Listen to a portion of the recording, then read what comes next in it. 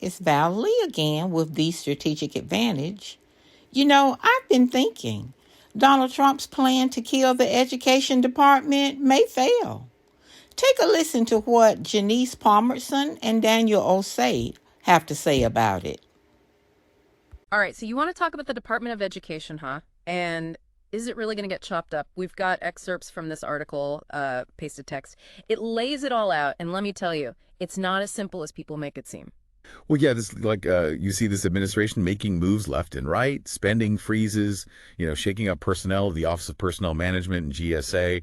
There are even these whispers about gutting USI. Yeah. I mean, they're not kidding around, it seems. And then there's this whole Geek Kitty Core duo-GE operatives thing. It sounds kind of creepy, don't you think? Yeah. So the article doesn't use these terms like in a widely established way, but it seems to be talking about tech-savvy people brought in to advance their agenda and their target. What do you think?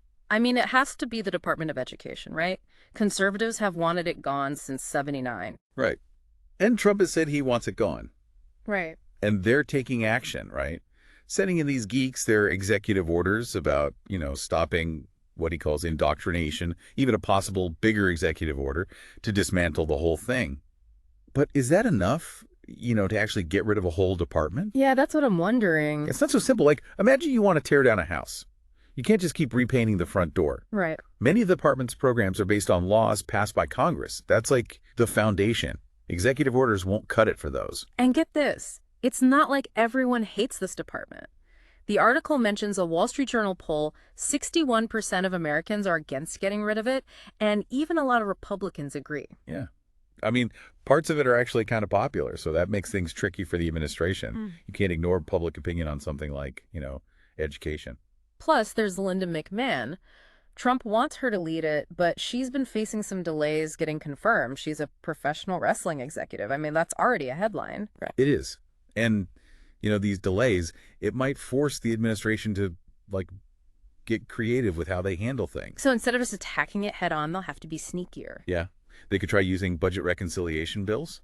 It's a type of law that can get around needing 60 votes in the Senate. Ah, so they could kind of slip it in there quietly. Right. And this would appeal to some Republicans, people who want school choice, using public money for private schools, even religious schools.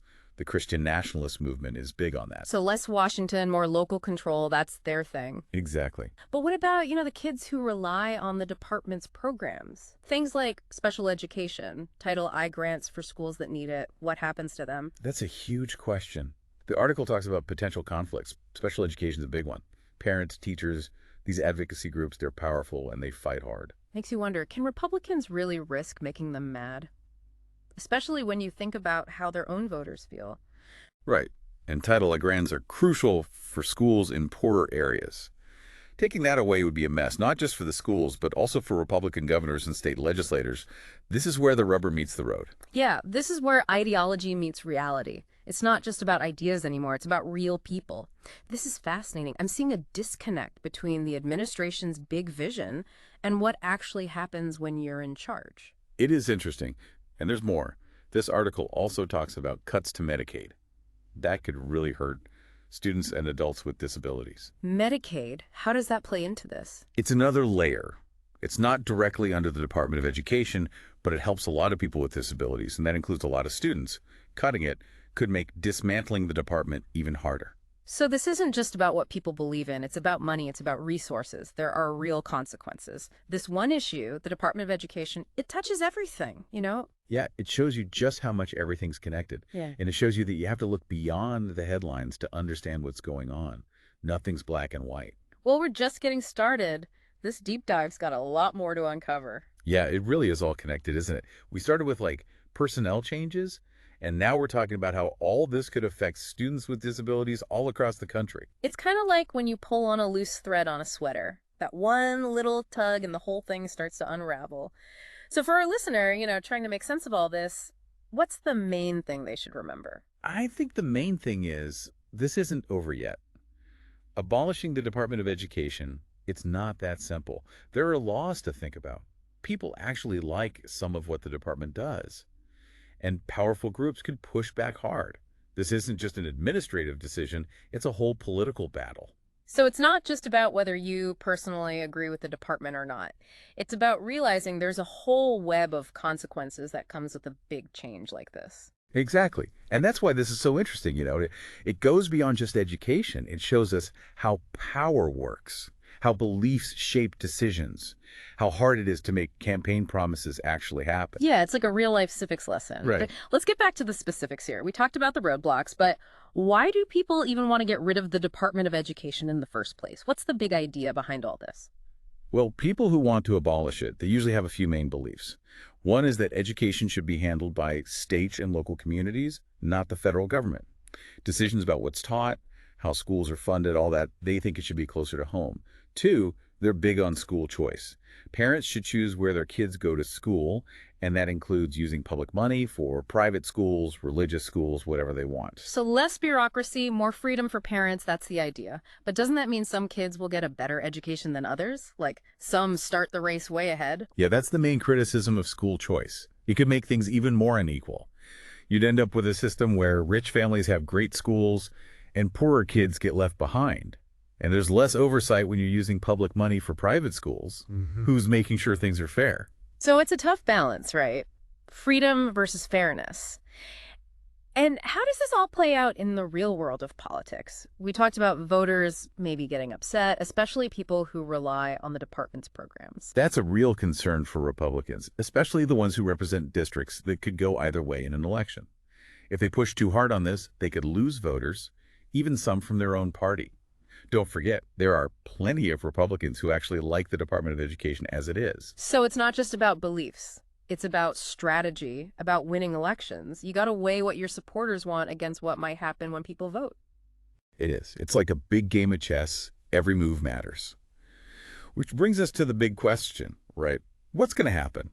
Will they actually get rid of the department, or is this just another one of those big promises that crashes into reality? It's a question worth thinking about. But even if the department survives, it still makes you think about the future of education in America. What's the right role for the federal government? How do we balance local control with making sure everyone's treated fairly? How do we make sure every kid, no matter where they come from, gets a good education? These are big questions that go beyond just one department. Absolutely. And that's what makes this so important to talk about. It's not just about answers. It's about asking the right questions. It's about you, our listener, figuring things out for yourself. Exactly. Because in the end, we all have a say in what happens to education. It's about all of us. Yeah, it's kind of crazy to think about. This one decision could change so much. And it's not just about what happens right away. There's the long-term stuff, too. Like what? Well, getting rid of the Department of Education, it sends a message that the federal government's out of the education game, leaving it all up to the states. Yeah, and that can make it harder to fix problems like, inequality in education or to try new things. So even if some states do a good job, others might not. And the gap between the good and the bad just gets bigger. Exactly. And it's not just money either. The department, they do research, they collect data, they set standards for the whole country. Stuff that's not as exciting as giving out money, but it's important, right? To figure out what works, what doesn't, how to make things better. Right. Without that big picture view, you just focus on little problems here and there. You miss the big challenges facing education in America. It's like you're working on a puzzle, but you can only see a few pieces at a time. You'll never see the whole picture. Exactly. This is about way more than just one department.